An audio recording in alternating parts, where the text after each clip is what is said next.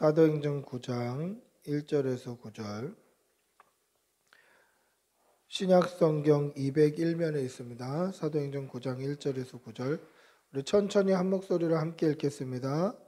사울이 주의 제자들에 대하여 여전히 위협과 살기가 등등하여 대제사장에게 가서 다메섹 여러 회당에 가져갈 공문을 청하니, 이는 만일 그 도를 따르는 사람을 만나면 남녀를 막론하고 결박하여 예루살렘으로 잡아오려 함이라. 사울이 길을 가다가 다메섹에 가까이 이르더니 호련히 하늘로부터 빛이 그를 둘러 비추는지라. 땅에 엎드려져 들음에 소리가 있어 이르시되, 사울아 사울아 네가 어찌하여 나를 박해하느냐 하시거늘, 대답하되 주여 누구시니까? 이르되 나는 내게 박해하는 예수라. 너는 일어나 시내로 들어가라. 내게 행할 길 내게 이를 자가 있느니라 하시니, 같이 가던 사람들은 소리만 듣고 아무도 보지 못하여 말을 못하고 서 있더라. 사울이 땅에서 일어나 눈을 떴으나 아무것도 보지 못하고 사람의 손에 끌려 다메섹으로 들어가서 사흘 동안 보지 못하고 먹지도 마시지도 아니하니라. 아멘. 할렐루야. 우리 옆에 계신 분들하고 한번 인사하시겠습니다. 반갑습니다. 사랑합니다. 1999년 7월 4일 미국에서 있었던 일인데요. 그날은 미국의 독립기념일이기도 했고, 그리고 마침 또 주일이었습니다. 이 주일에 미국에 있는 블루밍톤 한인교회에서 여느 주일처럼 예배를 드리고 예배를 마치고 교회 문이 열리면서 밖으로 나올 때에 벤자민 스미스라는 백인 우월주의자가 한인교회에 나오고 있는 성도들을 향해서 총기를 난사해 버렸습니다. 이 백인 우월주의자가 총기를 난사해서 그 자리에서 윤원준이라는 26살 청년이 즉사했습니다. 근데 이 청년은 당시 교회에서도 또는 다니는 대학원에서도 칭찬받는 그러한 인물이었습니다. 인디애나 대학원에서 이제 공부를 시작하려고 준비하고 있었고, 나왔던 대학교나 교회나 이런 데서 또 지역사회에서 칭찬받는 그런 신실한 청년이었는데, 이 백인 우월주의자 벤자민 스미스의 총에 그냥 맥없이 쓰러져 죽어버린 거예요. 이로 인하여서 미국은 큰 충격을 받았고, 한인사회도 큰 충격을 받았고, 특별히 백인 우월주의자들이 얼마나 악영향을 끼치는지 이게 문제로 대두가 되면서 당시 미국 사회, 특별히 의회에까지 이것이 논의되었던 아주 큰 사건이었습니다. 일주일 후 7월 12일 이 윤원준 형제의 이 장례식, 특별히 이 장례 예배가 벌어졌을 때에는 미국 전역에 중계가 되었어요. 이 장례 예배가 중계가 되었을 때 예배가 끝나갈 무렵 가족 대표 인사가 있었는데, 이 가족 대표 누가 인사를 할 수 있겠습니까? 부모님은 생때 같은 아들을 잃었는데 이 아들을 잃은 그 슬픔에 무슨 인사를 할 수 있겠는가? 그때에 사촌 형인 이 박성호 목사님이 인사를 하면서 그 했던 인사가 미국에 굉장히 감동을 주었는데, 그 내용이 이렇습니다. 나는 가족을 대표해서 예수 그리스도의 이름으로 내 사촌 동생을 죽인 벤자민 스미스를 용서할 것입니다. 그리고 나는 오늘 예수 그리스도의 이름으로 내 사랑하는 사촌 동생의 꿈을 빼앗아가고 피를 흘리게 한 이 미국을 용서할 것입니다. 왜냐하면 예수님은 용서를 위해 이 땅에 오셨기 때문입니다. 이렇게 인사말을 한 거예요. 미국의 백인 우월주의도 나는 용서할 것이고, 내 사촌 동생을 죽인 벤자민 스미스도 용서할 것이다. 왜냐? 예수님이 우리의 죄를 용서하시기 위해 이 땅에 오셨기 때문이다. 온 미국이 예수님이 용서하시는 분이구나를 새삼 다시 깨닫게 하는 그러한 인사말이었다라는 것이죠. 사랑하는 성도 여러분, 예수님은 죄인인 저와 여러분을 사랑하시고 저와 여러분의 모든 죄를 용서하시는 분임을 믿으시기 바랍니다. 그 예수님의 용서와 사랑이 오늘 말씀을 통해서 다시 한번 우리의 마음에 각인되고 도전되는 그러한 예배가 되시기를 축복하고 기도합니다. 할렐루야. 7 집사 중 한 사람인 이 스데반 집사가 복음을 전하다가 그 복음을 들은 사람들이 그 전해지는 복음에 귀를 막고 이를 갈고 마음에 막 찔림이 있어서 도저히 참을 수 없어서 이 스데반 집사를 성 밖으로 끌어내서 성 밖에서 돌로 쳐서 죽여버렸습니다. 이때 사람들은 이 돌을 던지기 편하게 자신들의 겉옷을 벗어서 사울이라는 청년의 발 앞에 겉옷을 맡겨요. 그런데 우리가 지금 이거 돌 좀 잘 던지게 좀 잠바 좀 갖고 있어, 이 정도 차원이 아니라 당시의 겉옷, 외투는요 엄청나게 고가의 물건이었어요. 그러니까 집집마다 사람마다 하나씩 있는 그 정도의 겉옷이 아니라 겉옷은 없는 집들도 꽤나 많았어요. 그래서 세례 요한이 뭐라고 얘기합니까? 옷이 2벌 있으면 1벌은 없는 사람 줘라. 왜 그러냐면 이 겉옷은 없는 사람도 많아서 그래요. 특별히 여리고성 전쟁 이후에 하나님께서 탈취한 모든 물건은 여호와의 곳간에 두라라고 했을 때 이 아간이라는 사람이 훔친 물건들의 목록이 나오는데 50세겔 무게의 금덩어리 하나, 그 다음에 200세겔의 은, 그리고 시날산의 아름다운 외투를 훔쳐요. 그러니까 그만큼 이 외투, 이 겉옷은요 금과 은과 함께 훔칠 만한 굉장히 고가의 물건이었어요. 이 고가의 물건인 겉옷을 사울이란 청년의 발 앞에 둔 거예요. 스데반을 죽이기 편하게 하려고. 그거는 이 예수 믿는 사람을 핍박하고 박해하는 사람들 사이에서 이 사울이라는 청년은 굉장히 신망이 두터운 사람이었다. 믿을 만한 인물이었다라는 뜻이에요. 고가의 물건을 맡길 만한 그런 사람이었다라는 것이죠. 그리고 이 사도행전 8장 1절에 보시면 사울은 그 스데반 집사가 죽임 당하는 것을 마땅히 여겼다라고 이야기해요. 마땅히 여겼다는 게 뭡니까? 죽을 짓을 했다, 죽어 마땅하다, 그 뜻이에요. 여러분, 스데반 집사가 설교했던 설교의 내용이 뭡니까? 아브라함으로부터 예수님에게 이르기까지 구약 전체를 관통해요. 아브라함으로부터 예수님에게 이르기까지 그 예수님이 약속된 메시아고 그 예수님이 오실 메시아 그리스도다라는 것을 이야기하면서 너희가 바로 그 그리스도를 죽인 그 장본인들이다, 이렇게 얘기합니다. 너희가 그리스도를 죽였다, 너희가 메시아를 죽였다, 너희가 그를 십자가에 못 박아 죽였다라고 얘기해요. 그래서 사람들이 그것이 듣기 싫고 분하고 원통하고 마음에 찔림이 있어서 막 이를 부득부득 갈다가 이 스데반 집사를 성 밖으로 몰아내고 그곳에서 돌을 쳐 죽인 거예요.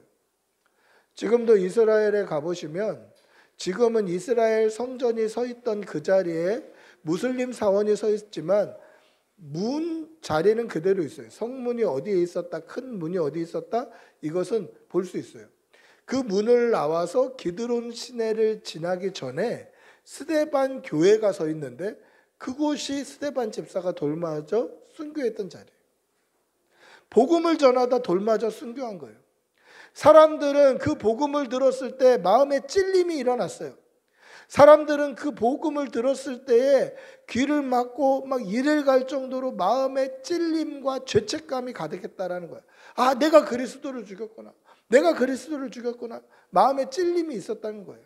그런데 오늘 사울은 죽을 듯 했네 이렇게 생각했다는 거예요. 죽어 마땅하다고 생각해요. 당연히 죽을 듯 했다라고 생각하는 거예요. 여러분, 같은 설교를 했는데 어떤 사람들은 마음에 찔림이 있어요. 어떤 사람들은 은혜가 있어요. 근데 어떤 사람은 아무 감동이 없는 거예요. 찔림도 없고 감동도 없고 오히려 죽을 듯 했다. 죽어 마땅하다. 이렇게 생각하는 거죠. 사랑하는 성도 여러분, 하나님의 말씀을 사모하는 여러분들이 되시기를 바랍니다. 할렐루야. 말씀에 기대하시는 여러분들이 되시기를 바랍니다. 예배를 기대하고 사모하고 말씀을 기대하고 사모하고 하나님이 주실 은혜를 기대하고 사모하는 성도들이 되시기를 바랍니다. 그래서 모일 때마다 은혜 받으시는 그런 성도들이 되시기를 축복하고 기도합니다. 할렐루야. 예수님과 예수님을 믿는 제자들, 이 복음을 믿는 사람들을 향해서 이 사울은 적개심이 가득했어요. 스데반이 죽은 거 당연하다라고 여겼어요. 죽어 마땅하다라고 여겼어요. 그래서 위협과 살기가 가득해서 위협과 살기가 등등해서 예수 믿는 사람들, 복음을 믿는 사람들, 예수님의 제자라는 사람들을 향해서 이 위협과 살기가 가득해서 대제사장들에게 다메섹의 여러 회당으로 가져갈 공문, 그 공문이 뭡니까? 예수 믿는 사람, 이 도를 따르는 사람을 남녀노소 누구를 막론하고 예루살렘으로 잡아올 수 있는 권한을 가진 그러한 공문, 그러니까 말이 좋아서 공문이지 체포영장을 받아가지고 그것을 가지고 다메섹으로 사람들을 잡으러 가고 있었던 거예요. 여러분, 왜 다메섹으로 갔을까? 왜 허구 많은 데를 놔두고 다메섹으로 갔을까? 여러분, 우리나라가 근대화 발전을 했던 계기를 사람들은 대표적으로 경부고속도로의 건설이다 이렇게 얘기해요. 경부고속도로가 건설되면서 나라가 확 확장이 되고 살아나고 그리고 산업화가 이루어졌다. 여러분, 경부고속도로가 뭡니까? 고속도로가 뭐죠? 서울에서 부산까지를 관통하는 도로예요.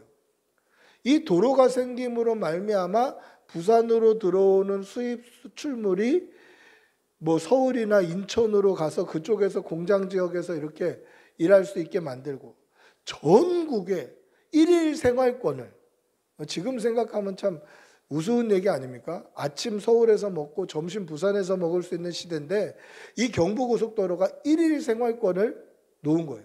하루 만에 다 갈 수 있다. 부산을 하루 만에 갈 수 있다. 이거는 굉장히 획기적인 발전이었어요. 그것 때문에 우리 대한민국이 발전한 거예요. 그런데 이스라엘에도 경부고속도로 같은 도로가 있어요. 그게 어디냐면 왕의 대로라는 도로예요. 이집트에서부터 시작된 도로가 홍해로 거쳐서 홍해에서부터 다메섹까지 연결되어 있어요.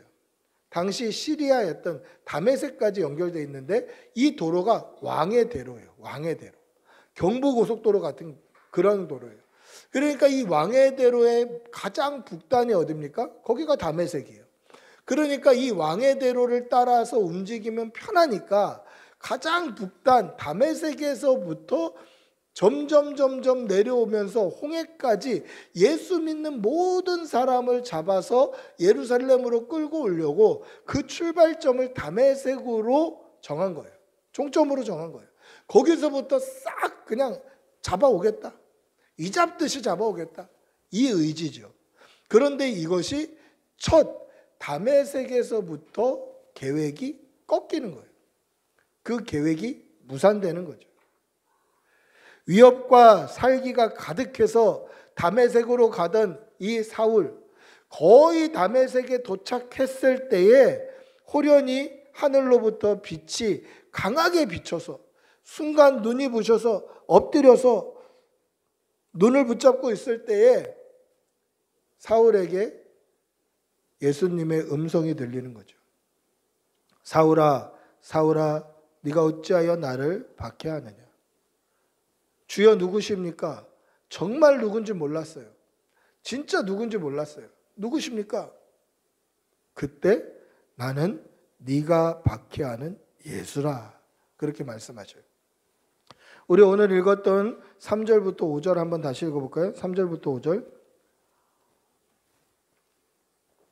3절부터 5절입니다. 같이 읽어보겠습니다. 사울이 길을 가다가 다메섹에 가까이 이르더니 호련히 하늘로부터 빛이 그를 둘러 비추는지라. 땅에 엎드려져 들음에 소리가 있어 이르시되 사울아 사울아 내가 어찌하여 나를 박해하느냐 하시거늘 대답하되 주여 누구시니까 이르시되 나는 내가 박해하는 예수라. 오늘 설교의 제목이기도 하죠. 네가 박해하는 예수라. 여러분, 이 신비한 체험, 빛이 있어서 대낮인데 눈을 멀어서 뜰 수 없고, 그런데 음성이 들리는 거예요. 내가 사울이라는 것을 어떻게 아시지? 사울아 사울아 어찌 나를 박해하느냐. 주여 누구시나이까. 정말 상상도 못했던 거죠. 왜냐하면 그분이 예수님일 거라고는 상상할 수가 없었던 게, 자, 예수 믿는 사람이 돌 맞아 죽는 것도 당연히 죽는 것으로 여겼던 사람이에요.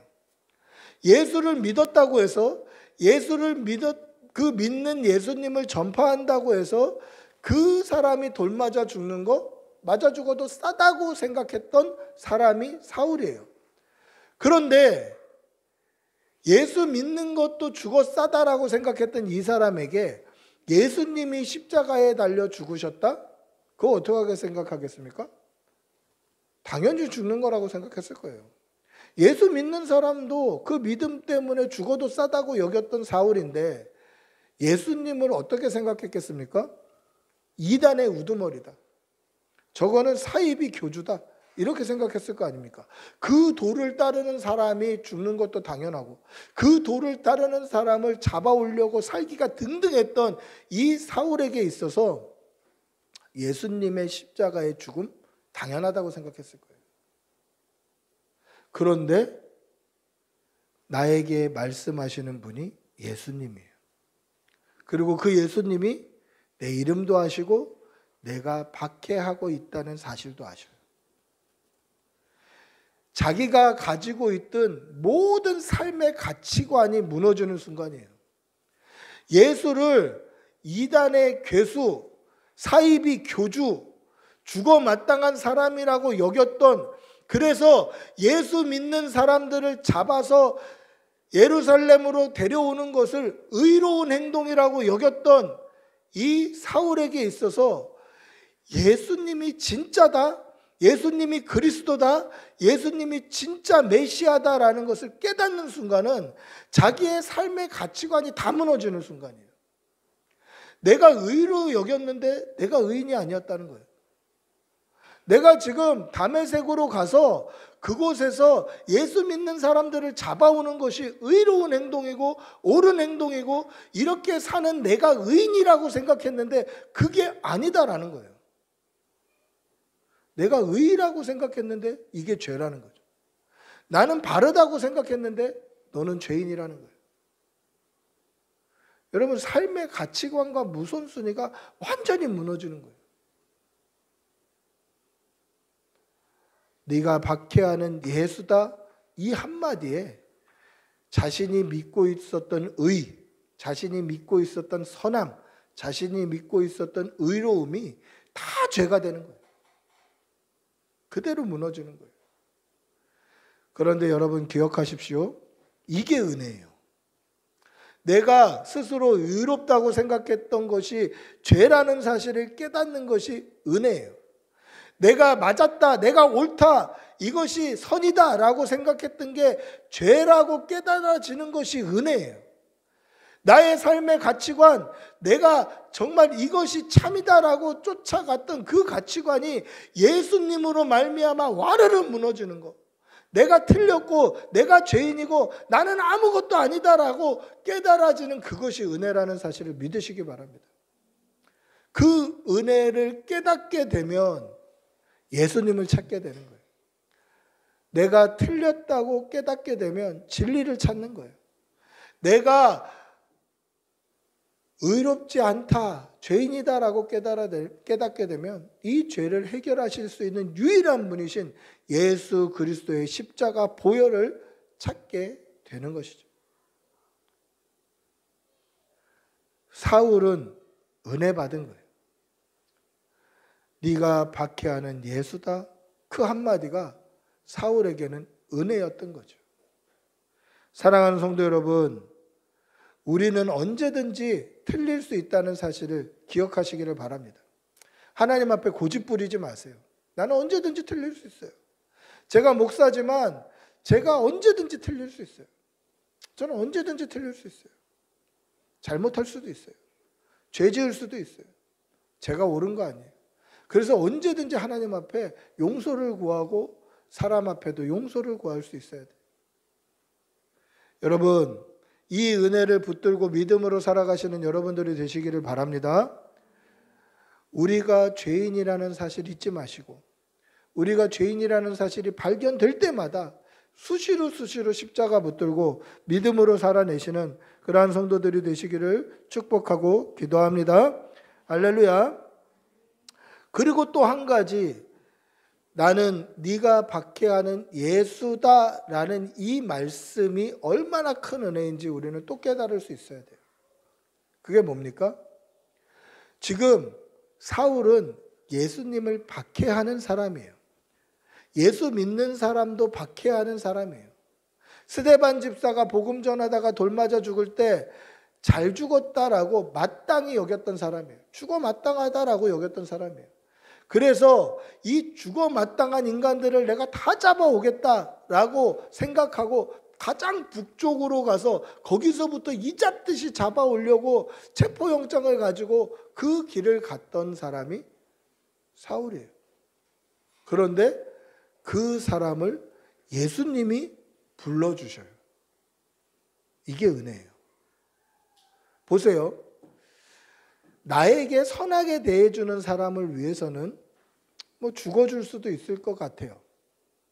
나를 좋아하는 사람, 또 내가 사랑하는 사람을 위해서 죽어줄 수도 있을 것 같아요. 저는 그런 말 있잖아요. 뭐 연인들 사이에 뭐 나 얼마나 사랑해? 뭐 나를 위해서 죽어줄 수 있어? 그러면 죽어줄 수 없어도 죽어줄 수 있다고 대답하는 사람들도 있잖아요. 근데 T들은 그렇게 안 하죠. 내가 죽고 너를 살릴 수 있다면 죽어주겠지만 같이 죽는 상황에서는 절대 못 들어간다. 뭐 이런 소리를 할 수 있잖아요. 저도 진짜 누구를 위해서 대신 죽어줄 수도 있겠다라는 상황이 딱 한 번 있었어요. 그게 언제였냐면 우리 셋째 아들이 이렇게 죽어가는 모습을 볼 때 그때 처음으로 누군가를 위해서 대신 죽을 수도 있겠다. 이 생각이 처음 들었어요.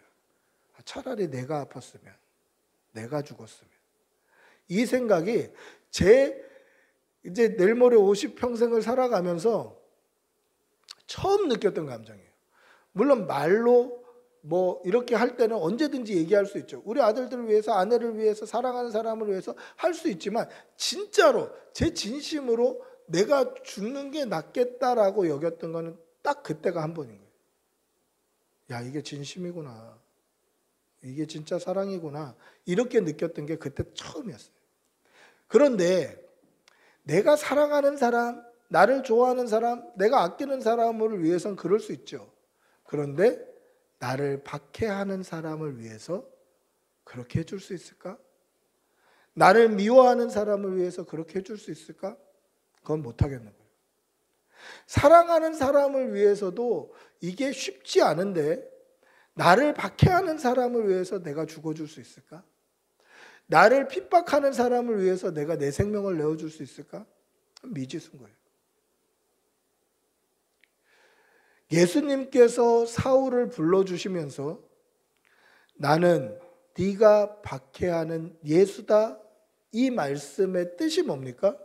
너는 나를 박해하지만 나는 너를 사랑한다, 그 뜻이에요. 너는 나를 박해하지만 나는 너를 위해서 죽었다, 그 뜻이에요.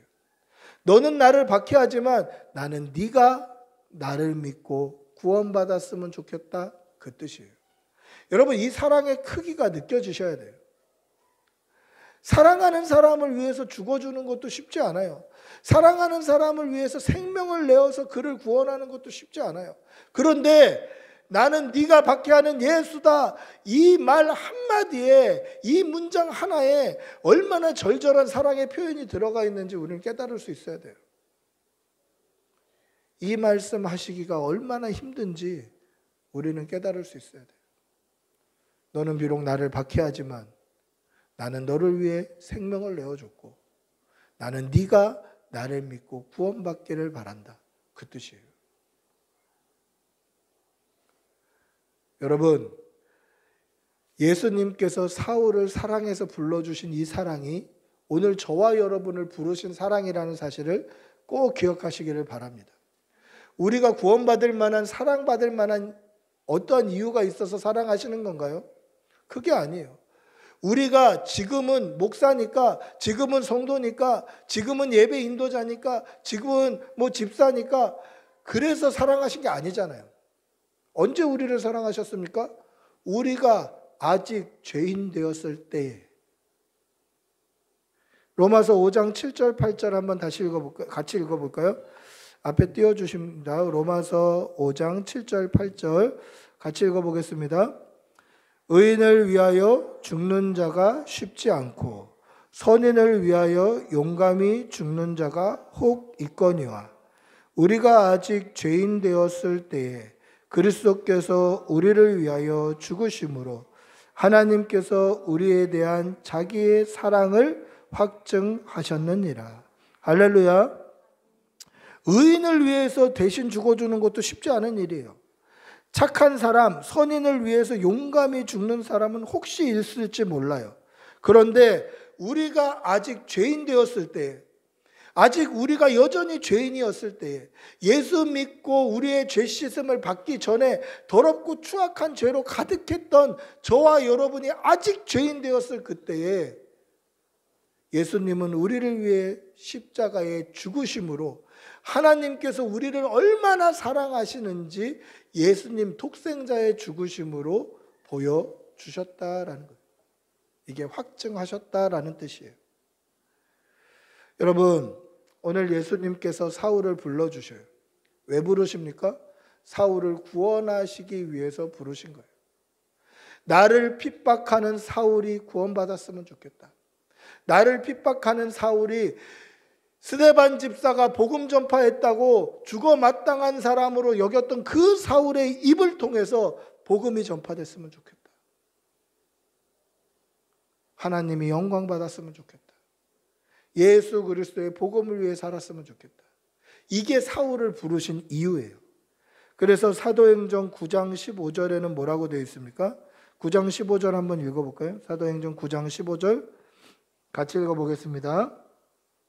주께서 이르시되 가라, 이 사람은 내 이름을 이방인과 임금들과 이스라엘 자손들에게 전하기 위하여 택한 나의 그릇이라. 사울이 눈이 멀어서 직가라는 그 거리에서 그렇게 요양하고 4일 동안 금식하고 물도 마시지 아니하고 기도하고 있을 그때에 예수님께서 아나니아라는 다메섹에 있는 제자에게 그곳에 가면 사울이 있으니 그를 데려와라, 그렇게 명령하셔요. 그때 아나니아가 예수님, 저는 그 사람에 대한 소문을 압니다.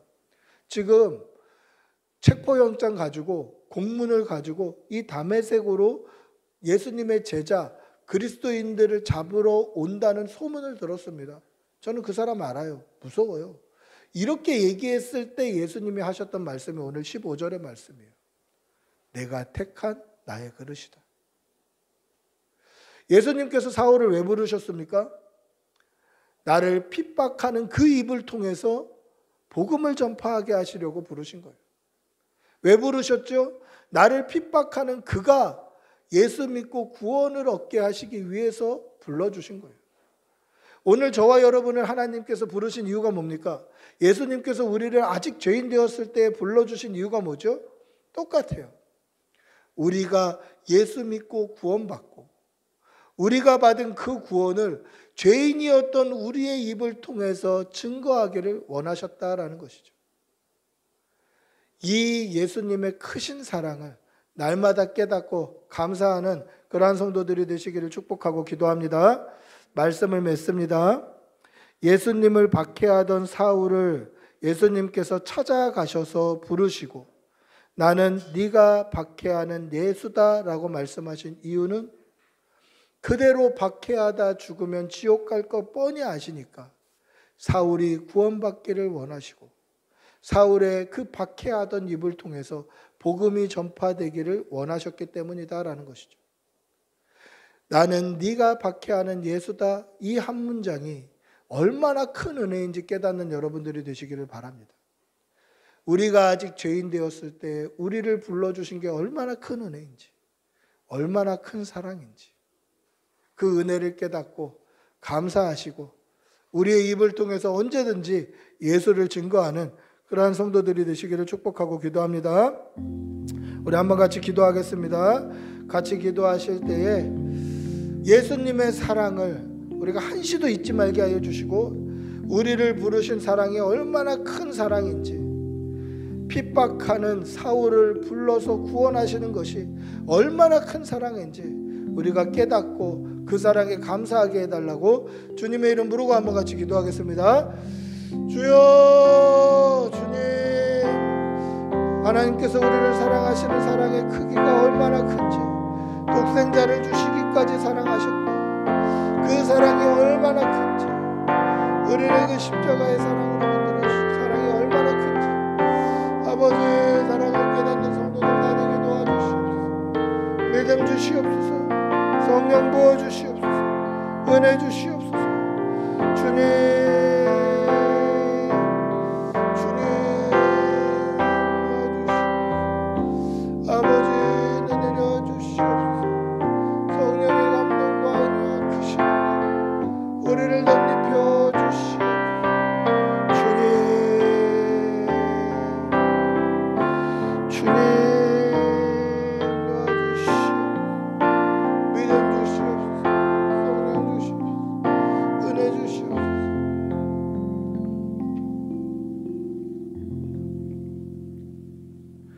나는 네가 박해하는 예수라.